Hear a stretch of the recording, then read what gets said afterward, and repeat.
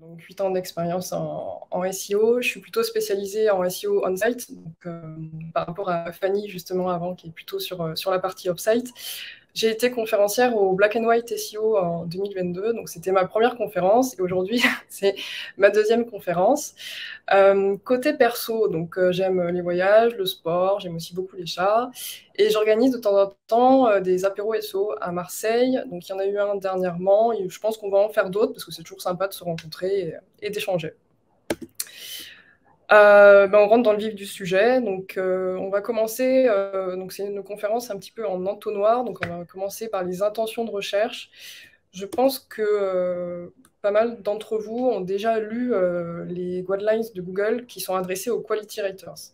Donc, dans ces guidelines, nous avons toute une explication sur les types d'intentions de recherche, et notamment donc les website queries qui concernent vraiment les gens qui vont venir chercher le nom de domaine directement. Là, forcément, on va avoir un taux de conversion qui va être élevé, puisque la personne sait exactement ce qu'elle cherche. On a ensuite les do queries, qui sont les personnes qui ont une intention, qui ont un objectif. C'est plutôt quelque chose de transactionnel. Là, on a quelqu'un qui cherche des tickets de concert pour le groupe Muse.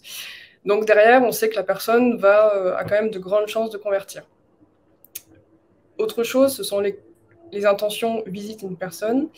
Donc là, quelqu'un qui va faire une recherche locale, tout simplement, qui a plus ou moins de grandes chances aussi de convertir. Et enfin, les no query, où là, on est sur des requêtes plutôt informationnelles. Donc là, tout simplement, âge Michel Drucker. Voilà, on cherche juste une information, derrière, on ne va pas convertir. Enfin, il n'y a pas de choses comme ça. Il y a aussi des intentions de recherche qui peuvent être multiples, où Google ne va pas savoir exactement ce qu'on cherche au premier abord. Un exemple tout simple, si on tape la requête orange en France, ça peut concerner à la fois une couleur, un fruit, une entreprise et une ville. L'interprétation la plus commune, donc sur la partie de gauche, du coup, ça va être la couleur dans un premier temps. Ensuite, un nombre de personnes un peu plus restreint va penser aux fruits. Enfin, d'autres personnes vont penser à l'entreprise et encore un nombre encore plus restreint de personnes vont penser plutôt à la ville qui est dans le sud de la France. Donc voilà. Il y a plein d'autres exemples comme ça. Vous avez aussi Jaguar. Vraiment, il y en a plein. Ce qui est intéressant de faire aussi, Fanny en a parlé juste avant, de regarder la SERP, en fait, tout simplement, de regarder ce qui est présent sur les résultats de recherche selon les requêtes. Je vous ai pris 3 requêtes différentes. On a, dans un premier temps, la requête canapé tout court, donc hyper générique. Et là, vous avez 100% de sites e-commerce, hein, principalement, avec but, maison du monde, habitat, voilà. On arrive sur des pages catégories directement. Donc, hyper transactionnel et donc do query. Sur une requête un peu intermédiaire, petit canapé, en fait, les gens vont à la fois chercher un canapé de petite taille, mais aussi, ils ont des problèmes d'aménagement parce qu'ils ont un espace restreint chez eux. Donc, on va avoir quand même beaucoup de do query, parce que les personnes cherchent à acheter un petit canapé, mais on commence à avoir quelques inspirations en no query, avec notamment Pinterest et le site L.fr qui remonte. Et enfin, dans la dernière partie, comparatif canapé, là, on est vraiment sur une recherche d'informations. Alors, bien sûr que derrière, ça peut convertir, hein, mais au premier abord, on est en train de comparer les matières, les tailles de canapé, les agencements, si c'est un canapé en L, etc. Donc, on a 100% de sites inspirationnels, d'articles de blog qui forcément vont mettre en avant des produits, mais l'information en premier, c'est vraiment des comparatifs de canapés qu'on va chercher. Autre chose, donc la SERP, elle va aussi être profondément modifiée en fonction de l'actualité et de la saisonnalité. L'actualité, notamment quand il y a des matchs, vous avez dû forcément le voir. Si on tape Marseille-Lyon en période de match, on va avoir l'affichage que vous voyez sur la droite. Si on le tape à une autre période, on ne va pas forcément avoir les résultats des matchs ou les programmations qui s'affichent, mais plutôt vol Marseille-Lyon, train Marseille-Lyon, plutôt des choses comme ça.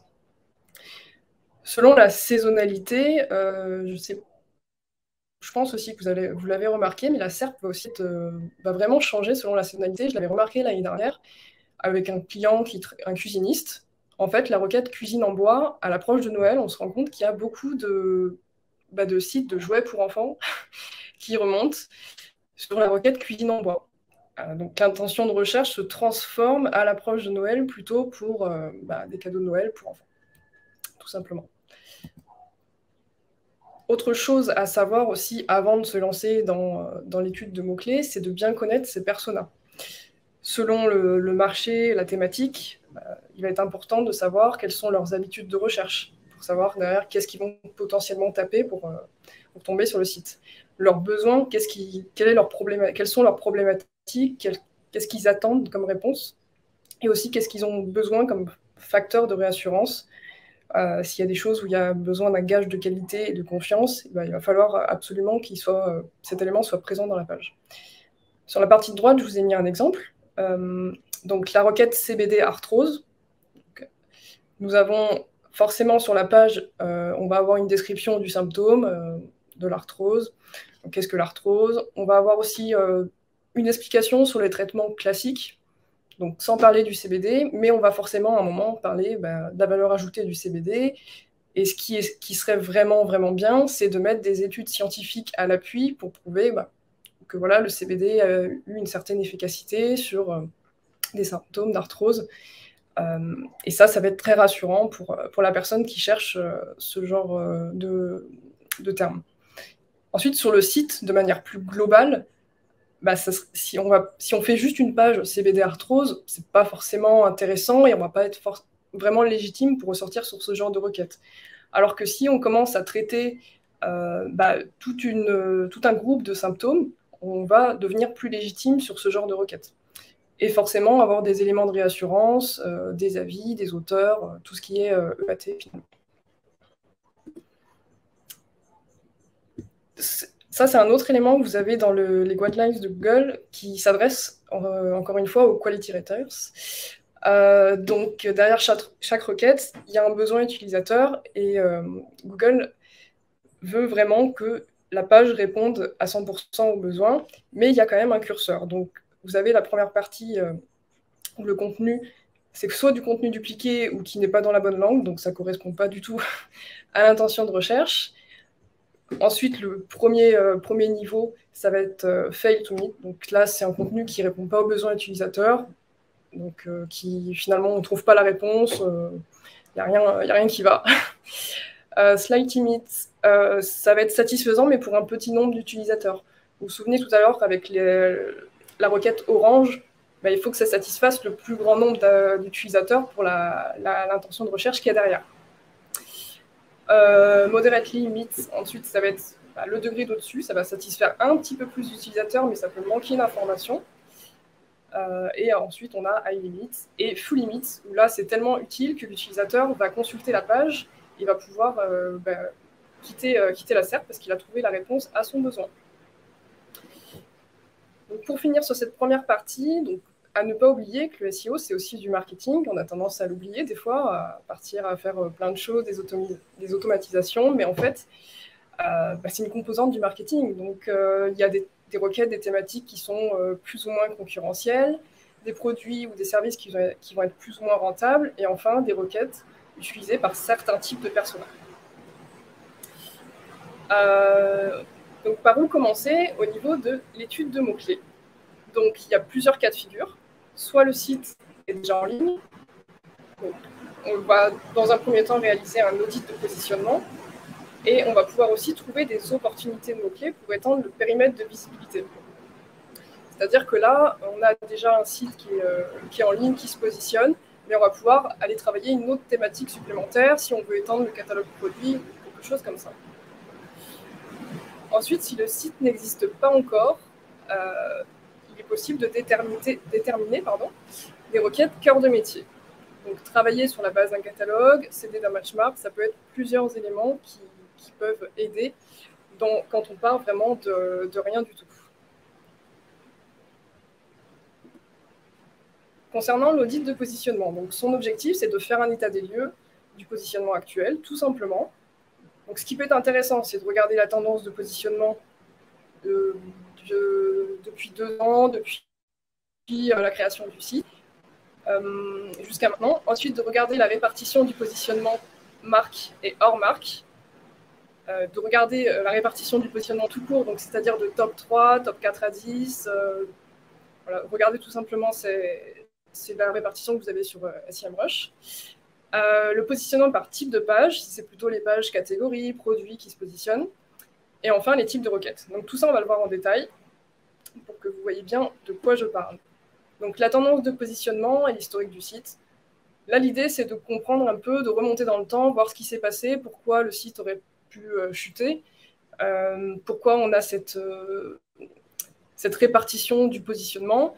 Donc on peut voir les mots-clés qui sont perdus, notamment dans SEMrush. Là, je vous donne vraiment SEMrush parce que je l'utilise, mais vous pouvez le faire avec d'autres outils. Il est possible aussi de creuser un petit peu plus en remontant dans Web Archive pour voir quelles pages ont été modifiées. Peut-être qu'on n'avait pas la même arborescence, peut-être que des pages qui performaient bien ont été supprimées.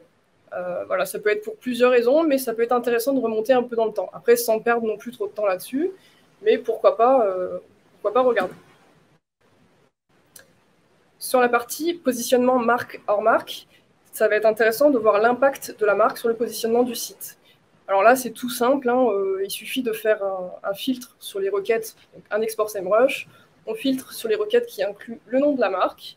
On peut aussi faire une formule regex match sur Google Sheet pour les variations qui peuvent être avec ou sans accent, avec ou sans espace.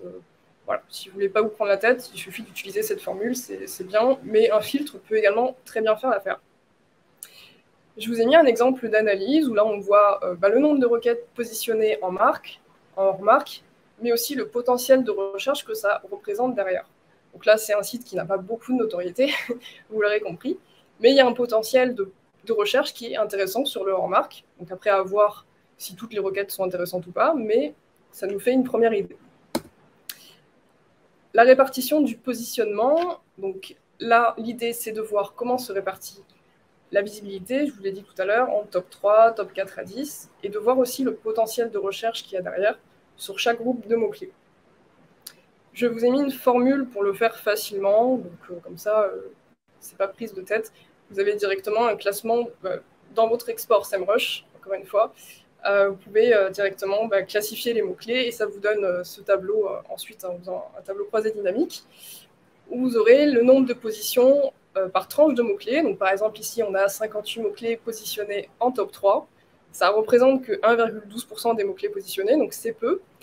Et le potentiel de recherche ici est aussi assez faible, mais des fois, on peut avoir des tendances qui sont différentes.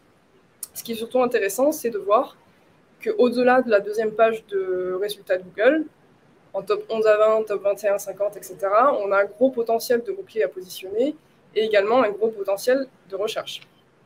Et encore une fois, à trier. Au niveau de la typologie des pages, donc, ça peut être intéressant de typer les pages. Donc, ça peut être des pages de catégorie, l'accueil, produit, des pages de blog. Donc là, il suffit tout simplement, encore une fois, de partir de son export SEMrush. On peut croiser avec des données de Screaming Frog pour voir des pages qui sont dans le crawl, qui ne sont pas forcément indexées, mais du coup, ça permet de voir qu'on a des pages qui ne se positionnent pas dans la structure du site. On peut aussi identifier des structures d'URL, tout simplement, sur plusieurs CMS, vous avez .html pour la fin de toutes les URL de fiches produits. Sur Shopify, vous pouvez utiliser le slug product, enfin, il y a vraiment plein de choses pour identifier des structures d'URL. Et enfin, forcément, il va y avoir une section autre, puisqu'il y aura des pages non stratégiques, comme vos pages légales, des pages avec des URL avec des paramètres, ou des choses comme ça. Donc là, moi, je les mets tout simplement dans autre pour pas me prendre la tête. Et ça vous donne ce genre de tableau, où là, on voit que ce sont les pages catégories et produits qui se positionnent le mieux, et là où on a le potentiel le plus intéressant en volume de recherche. Donc après, en termes de stratégie aussi, ce sont ces pages que dans tous les cas, nous allons cibler pour les requêtes transactionnelles. Mais bon, des fois, on peut voir qu'il y a un gros potentiel sur le blog, alors que ce n'est pas là où on va aller stratégiquement dans un premier temps. Au niveau de la typologie des requêtes, donc on a vu la typologie de page, typologie de requête. Là, l'idée, c'est de partir, encore une fois, de son export SEMrush et de venir classer tous les mots-clés par famille, par thématique ou par cible. Donc là, chacun fait un peu comme il veut, j'ai envie de dire. L'idée, c'est de se dire, en fonction d'une liste de mots-clés, là, je peux faire un groupe de ces produits, de ces autres produits. On peut partir de la reconnaissance actuelle du site, hein, c'est pas un souci.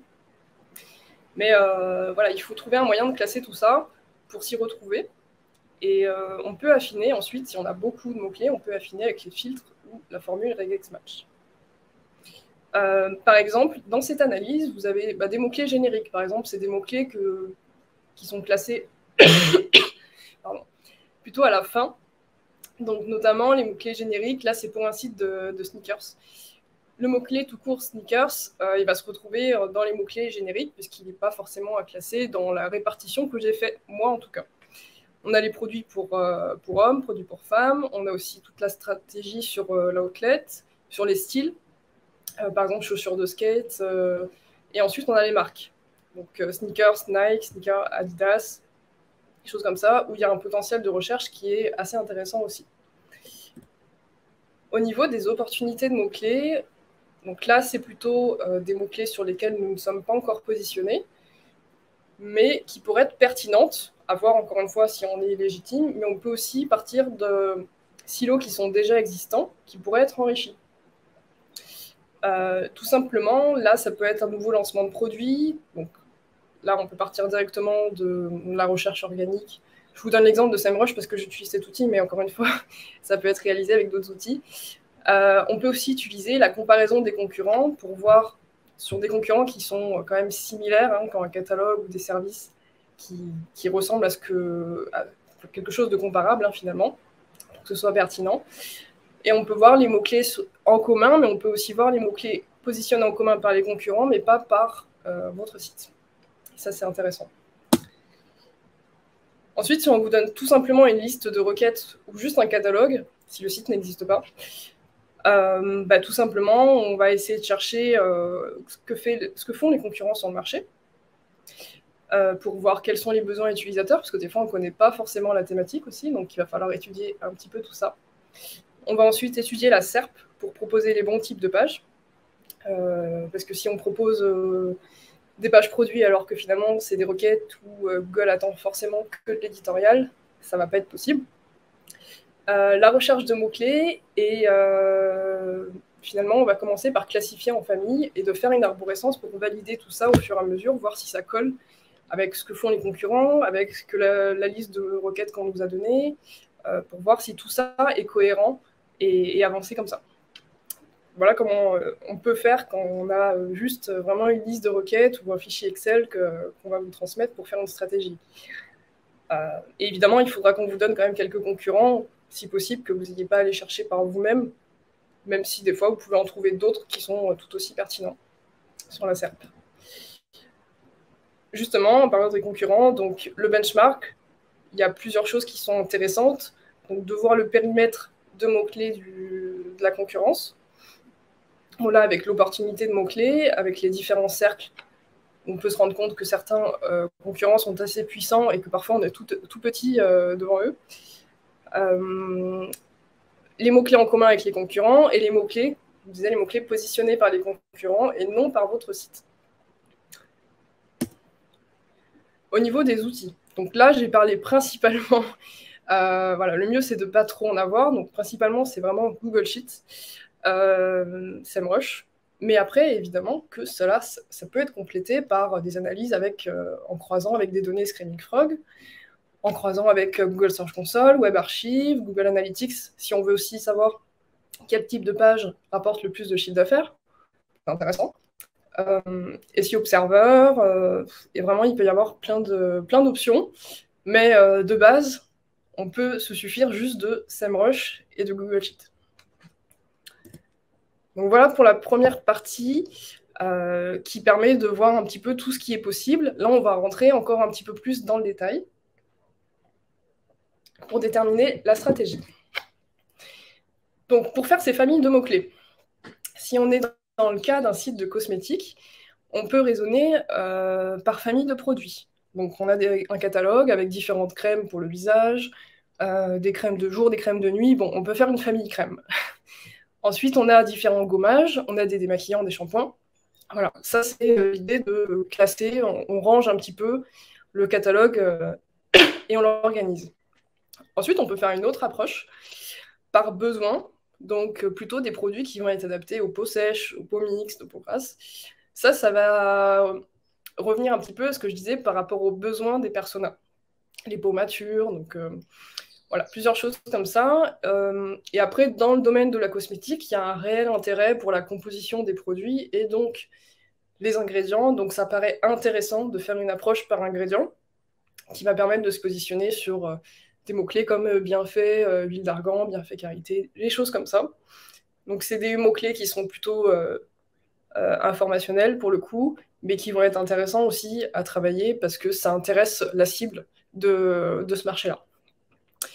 On a aussi toute l'approche conseil, donc sur des routines beauté, comment avoir moins de cernes, des choses comme ça, toutes ces requêtes-là qui vont pouvoir être traitées via des articles de blog ou des guides. Une autre approche qui peut être intéressante pour travailler la longue traîne et aussi voir dans quel ordre sont tapés les termes, c'est de faire des combinaisons de mots-clés. On peut par exemple partir d'un produit plus un besoin, donc crème anti-âge. Normalement, ça va être tapé dans ce sens-là. Par contre, si on commence à combiner plus de 2 ou 3 mots-clés, là, l'ordre, on va plus se poser la question. Est-ce que c'est crème anti-âge huile d'argan qui va être tapé ou crème huile d'argan anti-âge? Là, on ne sait pas. Donc, et de toute façon, on va peut-être pas le tester à chaque fois.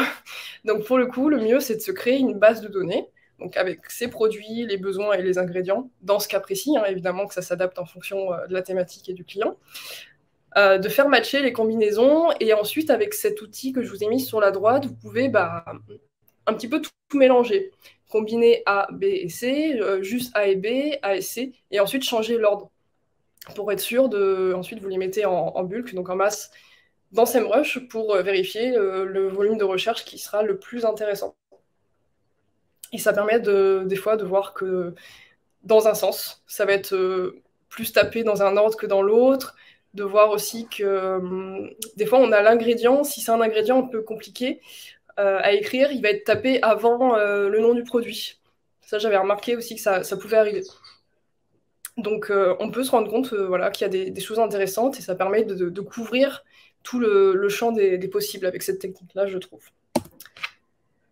Au niveau des requêtes secondaires, donc des fois, on va se rendre compte que sur plusieurs requêtes, en fait, on se retrouve avec la même page de résultat. Donc dans ce cas-là, moi, je conseille de déterminer une requête principale selon la pertinence. Si c'est une requête où on a des chances de se positionner parce qu'on est légitime, il y a un volume de recherche intéressant, donc ok, c'est la requête principale. Par contre, toutes les autres où la SERP, elle est vraiment similaire ou très très proche, moi je conseille de les travailler en secondaire, c'est-à-dire qu'elles vont pouvoir être travaillées dans le contenu, dans la sémantique, dans les encres de maillage interne, pourquoi pas, ou en netlinking, mais vraiment pour... tout ça, c'est pour éviter de faire du travail en double, pour créer deux pages qui finalement seraient beaucoup trop proches. C'est aussi du temps perdu et potentiellement de la cannibalisation derrière, puisque Google ne va pas savoir quelle page il doit positionner parce que c'est trop ambigu. Donc là, au moins, on lève toute ambiguïté et on se focalise sur un mot-clé précis. Et après, forcément, on a des mots-clés qui sont secondaires, mais ce ne sera pas la priorité. Et justement, au niveau de la légitimité, en fait, sur certaines requêtes, des fois, on ne peut pas forcément se dire ok, j'ai choisi cette requête et puis on va faire le travail, on va se positionner. En fait, des fois, c'est pas possible parce que sur certains marchés, il y a une notion de marque qui est hyper importante. Il y a des fois un retard de popularité par rapport aux concurrents qui est considérable et aussi le site qui n'est pas forcément sémantiquement travaillé pour aller se positionner, qui n'est pas prêt. Des fois, il va aussi falloir, sur les thématiques Your Money, Your Life, avoir des auteurs reconnus. Tous ces éléments-là qu'on va peut-être pas avoir, et on va se dire, ok, on va aller cibler ce mot-clé, on va juste mettre le mot-clé dans la title, faire un contenu, et ça va fonctionner. Pas toujours. Et pour se positionner, des fois, il va falloir évaluer le nombre de pages à créer, des optimisations à faire, évaluer un budget de netlinking nécessaire pour rattraper ce retard par rapport à la concurrence, et investir aussi sur la marque, donc relations presse, pub télé, pour booster vraiment la partie branding qui trop souvent est oubliée sur certaines thématiques. Au niveau de la saisonnalité, donc là, Fanny en a parlé aussi un petit peu pendant sa présentation. Alors, il y a en fonction des thématiques, il peut y avoir vraiment une saisonnalité et très intéressante à anticiper. Là, je vous ai mis juste un exemple sur la partie de droite. La requête permis bateau, donc forcément qui est beaucoup plus recherchée en été. Et il y a plein d'autres exemples comme ça.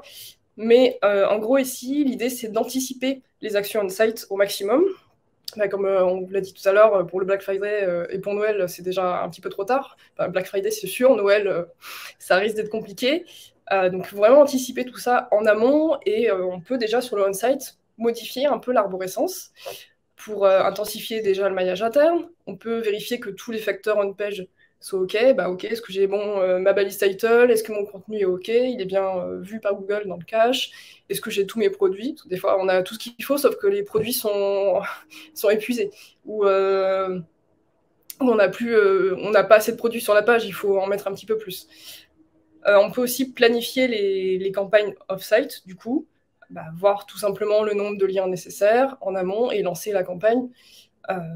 Ça dépend vraiment du temps d'anticipation nécessaire et de la thématique.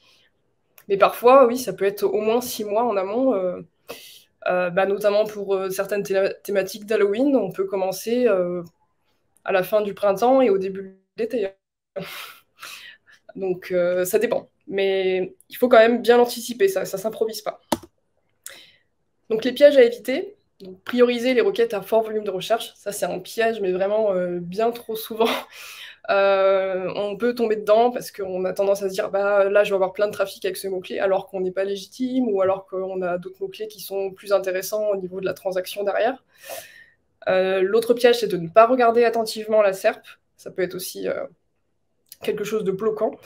Ne pas cibler, forcément ça induit de ne pas cibler la requête avec le bon type de page aussi. On peut également passer à côté de mots-clés importants ou de la longue traîne. Avec les combinaisons de mots-clés, ça vous permet de couvrir un petit peu tout ce qui pourrait manquer. Et sous-estimer la saisonnalité de certaines requêtes. Parce que sur la plupart des outils, c'est vrai qu'on a un volume de recherche mensuel qui est lissé, donc on ne se rend pas forcément compte du potentiel avec la saisonnalité. L'exemple que je vous ai mis juste avant, c'était avec SE Ranking. Il y a plein d'autres outils qui le proposent. Mais c'est intéressant en fait de creuser et de se dire ok, sur cette thématique, permis bateau, il n'y avait pas forcément le nom d'un événement, il n'y avait pas précisé Noël, Halloween, etc. Mais sur permis bateau, il y a une saisonnalité, et donc il faut bien regarder à quel moment il est très important d'être positionné. Et même si l'idée c'était de bien positionner tout le temps, mais il y a des points dans l'année qui sont vraiment stratégiques par rapport à d'autres. Enfin, la partie opérationnelle. Donc là, c'est vraiment les actions à faire dès qu'on a fait son étude de mots-clés, qu'on a choisi toutes ces requêtes à cibler. Pour améliorer les positions, maintenant, les actions. Donc, il peut y avoir 3 cas de figure. On a une requête où l'URL ciblée est la bonne. Donc là, on va tout simplement se dire, j'ajuste mon balisage, title et H1 forcément. Peut-être on va avoir besoin d'enrichissement sémantique. Donc avec Your Text Guru, des fois, on peut voir si on manque d'optimisation par rapport à la concurrence. Pourquoi pas, si c'est une page vraiment stratégique, rajouter, enrichir un petit peu le champ lexical. Rajouter aussi peut-être des éléments différenciants. Peut-être que les concurrents ont mis des vidéos, des tableaux. Ça peut être des petites choses, des petits détails finalement qui vont faire la différence et qui vont apporter à l'utilisateur. Il va trouver tout ce qu'il aura besoin sur la page et donc il sera satisfait. Dans l'autre cas de figure, c'est on se positionne, sauf que l'URL ciblée n'est pas la bonne. Alors là, ça peut être un cas de cannibalisation notamment, et peut-être qu'il y a des choses qui ne vont pas au niveau maillage interne, il y a des choses qui ne sont pas forcément cohérentes sur la partie on-site. Donc, il faut peut-être aussi adapter le type de page en fonction de ce qui est attendu par Google. Alors ça aussi, ça peut changer. La SERP peut évoluer en fonction de l'actualité, de la saisonnalité. Des fois, Google va attendre plutôt de l'informationnel, des fois à 100% du transactionnel. Mais principalement, il va falloir se focaliser sur une URL à cibler. Et si c'est pas la bonne, il va falloir forcément désoptimiser. Tout à l'heure, on l'a vu un petit peu, c'est Fanny qui en parlait, désoptimiser la HP pour optimiser plutôt une page interne.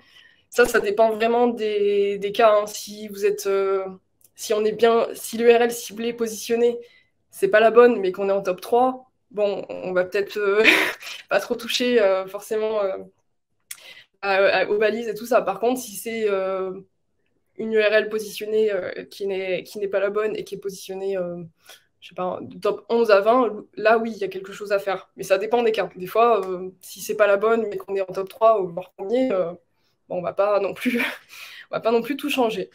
Et le troisième cas, c'est l'URL qui n'existe pas. Bah, là, tout simplement, forcément, si on n'a pas d'URL pour répondre aux besoins, bah, il faut créer une page, tout optimiser le balisage, ajouter du contenu. Voilà. Et déjà, là, on aura peut-être plus de chances de se positionner. Là, on a vu la partie on-page. Plus globalement, sur la partie on-site, donc on a la partie de maillage interne qui va être très très importante à faire parce que bon, forcément le balisage, le on-page va avoir du poids, mais le maillage interne est souvent sous-estimé, je trouve, parce que ça peut avoir un réel impact sur le positionnement. Donc il y a plusieurs choses à savoir. Donc le maillage interne qui est dit structurel, donc c'est tous les liens qui vont être répétés entre guillemets sur chaque type de page, qu'on soit sur une page d'accueil, une page de catégorie, sur un article, on va avoir un menu et un footer et potentiellement un fil d'Ariane, sauf sur la page d'accueil. Et donc, on peut utiliser ce maillage interne pour avoir un menu ou un footer qui va permettre de faire des liens vers les pages qui sont les plus stratégiques de l'arborescence. La sidebar aussi, des fois, peut être un moyen intéressant de maillage interne structurel. Et le fil d'Ariane à ne pas oublier, parce que c'est vrai que sur pas mal de sites, on voit que il n'est pas forcément, soit il n'est pas là, soit il n'est pas forcément bien exploité, malheureusement. Donc une fois qu'on a vu le maillage interne structurel, on peut voir le maillage interne contextuel. Donc là, c'est directement des liens qui sont dans des paragraphes, donc qui ont quand même pas mal de poids. Hein. C'est parce qu'ils sont contextualisés directement dans du contenu. Donc ça peut être depuis des articles, des contenus connexes, des pages dites sœurs par exemple, des articles de blog, ça peut être depuis d'autres pages, des pages puissantes du site, depuis la page d'accueil, des grandes pages hub.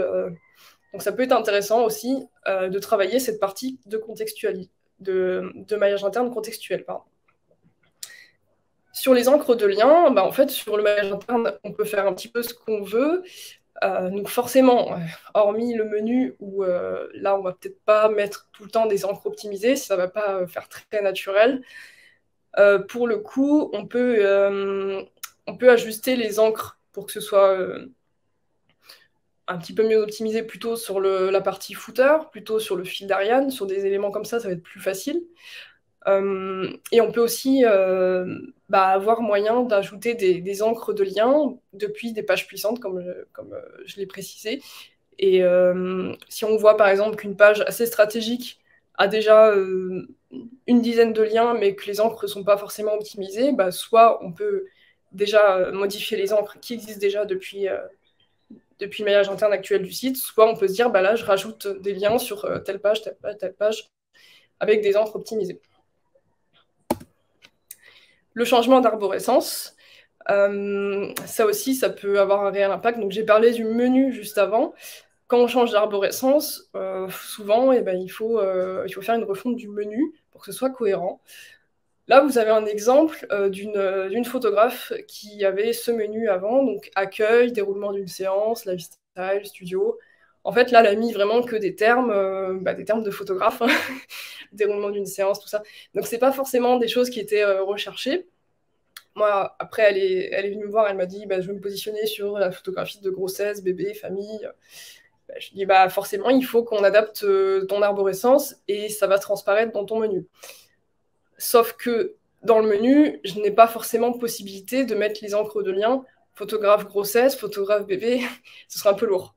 Donc là, dans le menu, je vais pouvoir faire mes liens de cette façon. Par contre, après, le footer va pouvoir être exploité pour qu'on puisse mettre les encres exactes de maillage interne, et on pourra utiliser le fil d'Ariane et le maillage interne contextuel.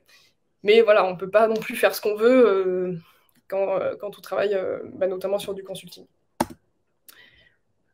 Ensuite, autre élément qui va permettre aussi d'améliorer les positions, indirectement, on va dire, ça va être de créer des nouveaux templates de pages.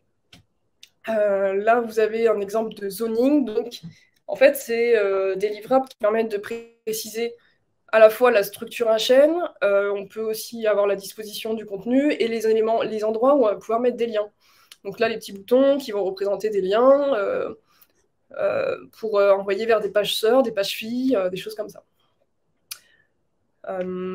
Et aussi, donc les zonings, c'est vrai que pour compléter, souvent, dernièrement, ce que j'ai recommandé au niveau des zonings, c'est quand on avait une SERP justement qui proposait à la fois des requêtes, enfin des pages transactionnelles ou informationnelles, c'est de faire des pages un petit peu hybrides, c'est-à-dire de proposer à la fois du conseil, mais de mettre en avant des produits, un petit peu dans l'idée d'un comparatif, mais c'est une page un peu hybride qui va conseiller, mais qui va aussi proposer des produits, donc qui va répondre à la fois à une requête transactionnelle et informationnelle pour coller un petit peu aussi aux changements de SERP qui peuvent apparaître de temps en temps sur certaines thématiques.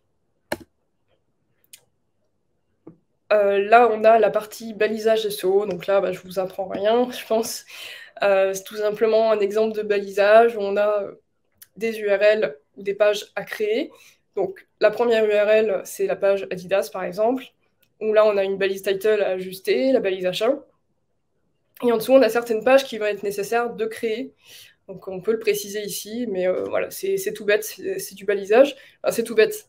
C'est quelque chose qui a un réel impact. Donc il faut quand même le faire, mais en tout cas, le livrable, c'est rien de très compliqué. Au niveau des briefs de contenu, il va être aussi important de bien briefer les personnes qui vont rédiger le contenu sur le site.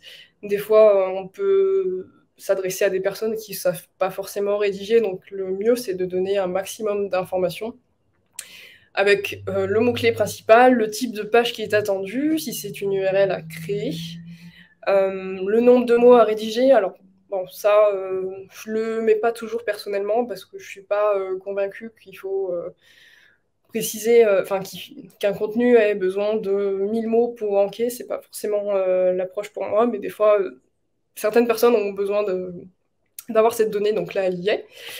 Et le brief, donc les mots-clés secondaires. Donc là, le mot-clé principal, c'est huile d'argan-cheveux. La requête secondaire, ici, c'est huile argan-cheveux. Il n'y a juste pas le D, mais forcément, c'est la même SERP, vous l'aurez compris.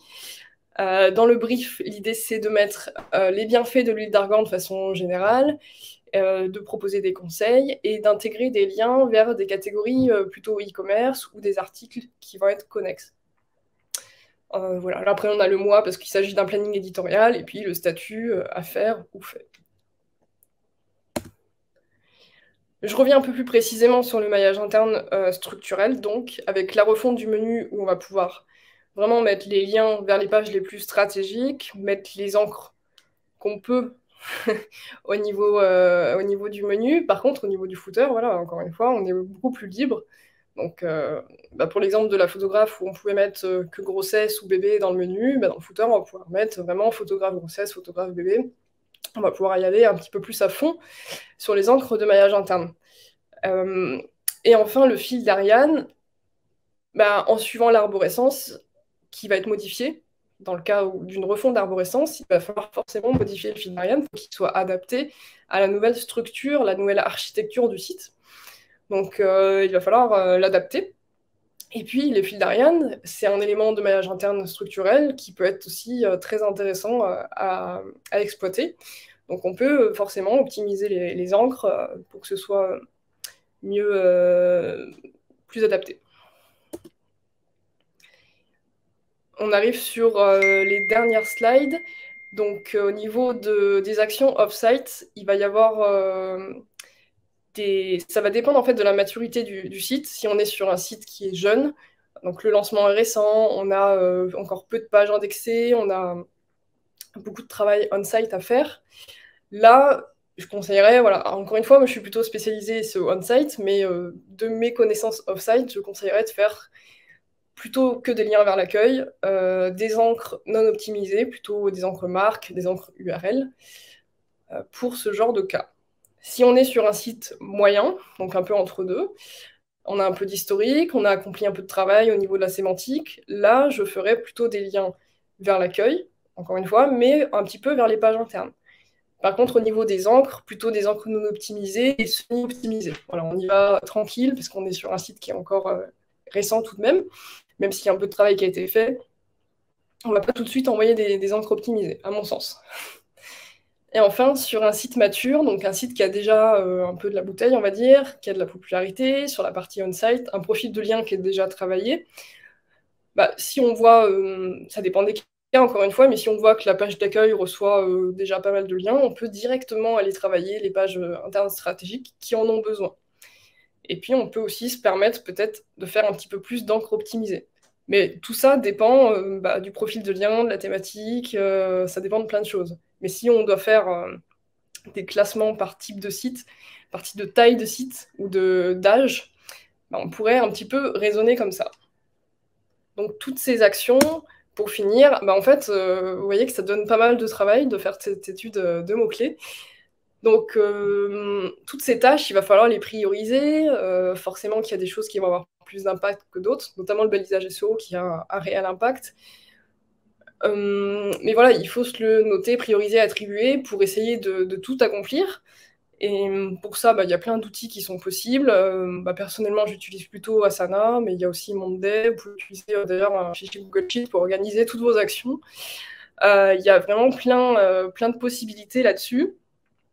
Mais à chacun de s'attribuer un petit peu l'outil qui lui convient le mieux. Voilà. Merci beaucoup pour votre écoute.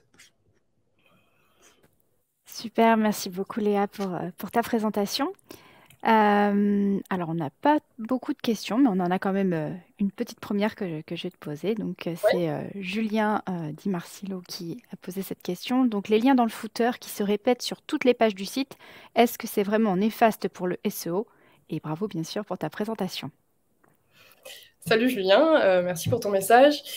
Pour moi, c'est pas néfaste pour le SEO. Enfin, ça dépend de quelle page tu parles. Si on est sur un lien vers une page stratégique, au contraire, c'est plutôt bien. Puis on en profite pour mettre un lien vers l'encre optimisée. Mais je pense que là, tu fais référence peut-être aux pages qui sont pas vraiment pertinentes, comme des liens vers des pages de mention légale ou des choses comme ça.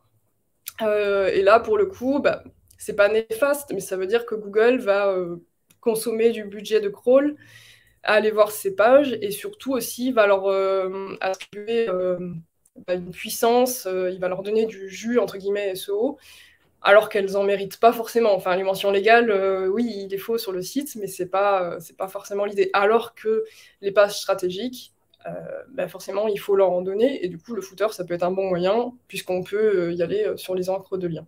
Je sais pas si ça répond vraiment à la question. En tout cas, moi, je trouvais ça très clair. Ok. On va voir. Donc, si jamais, Julien, tu as besoin de plus de compléments d'information, n'hésite pas à te manifester au niveau du chat. On n'a pas d'autres questions. La présentation était très claire. Très claire. C'est la fin de journée. Oui, c'est la fin de journée. De toute façon, on te demandera voilà, pour le replay des conférences, si tu es OK Oui, pour faire un petit replay voilà, des conférences et si tu souhaites partager aussi tes slides, on reviendra vers il n'y a pas de toi. problème. Et pour toutes les personnes qui nous suivent, n'hésitez pas voilà, à vous abonner newsletter plus chaîne YouTube pour toujours avoir cette partie-là. Alors, j'ai une petite question qui vient d'arriver. Ah, Ah, je vais la rafficher, donc de Nicolas. Comment tu procèdes pour la priorisation mots-clés faible volume et accessible concurrentiel? bonne question. Malheureusement, c'est un petit peu du cas par cas. On peut pas trop automatiser tout ça. Donc, on va trouver des opportunités chez la concurrence et on va se dire, OK, est-ce que moi je propose ce service ou ce produit sur mon site déjà? parce que sinon, ça va être toujours un peu plus compliqué d'aller se positionner. Et en fonction du volume, il faut arriver à pondérer. Mais c'est vrai qu'actuellement, il n'y a pas d'outil qui le fait. Enfin, moi, j'ai cité vraiment 2 outils que j'utilise, entre SEMrush et Google Sheet. Mais après, c'est vraiment de la réflexion, de l'analyse de SERP. Il n'y a pas vraiment de moyens. Après, c'est pas forcément que du feeling. On va analyser la SERP, analyser le mot-clé, la légitimité, les concurrents. Mais il n'y a pas forcément de méthode qui s'applique à tout pour le faire, malheureusement. On a de nouvelles questions. Donc, on a Yann qui te demande si tu cloques des liens dans le footer. Oui, bien sûr. Alors, je pense que du coup, ça fait écho à la question de Julien de tout à l'heure. Par rapport aux liens de mention légale, où il peut y avoir plein de choses dans le footer qui ne sont pas forcément stratégiques.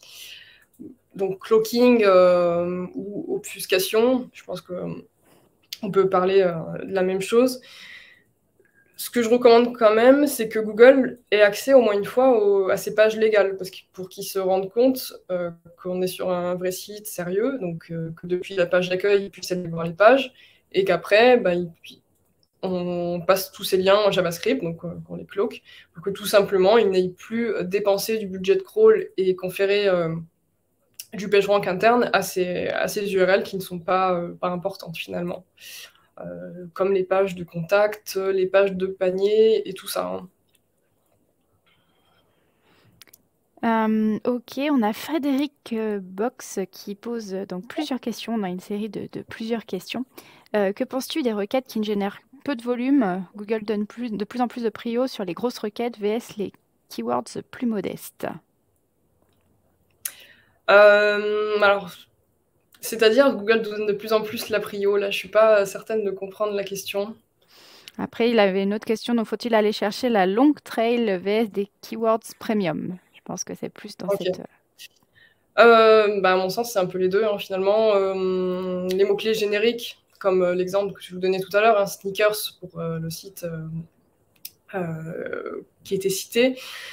C'est une requête générique qu'il va forcément falloir travailler, mais il ne faut pas focaliser que sur ça. Il y a plusieurs missions, plusieurs objectifs. Donc sneakers va être très importante, mais il va y avoir sneakers Nike Femme, qui peut être considéré comme dans la longue traîne, mais qui reste concurrentiel malgré tout, qu'il va falloir travailler.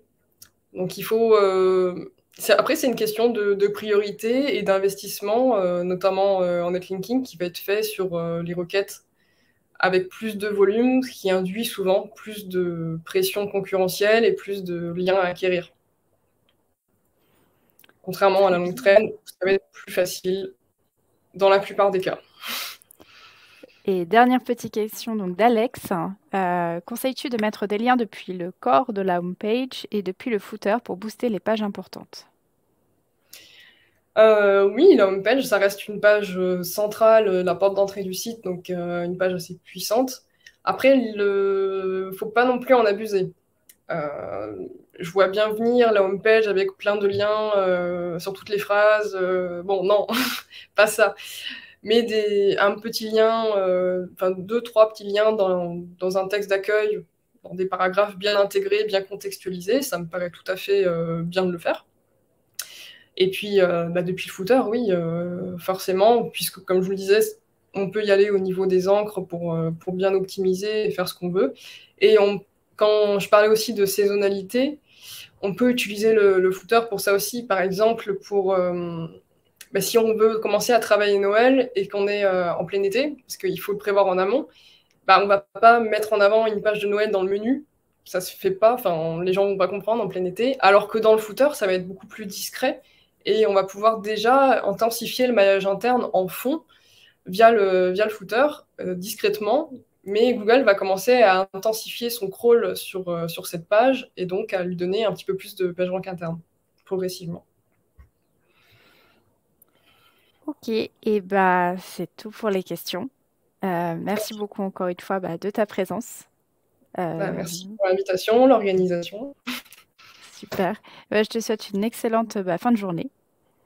Merci, toi aussi.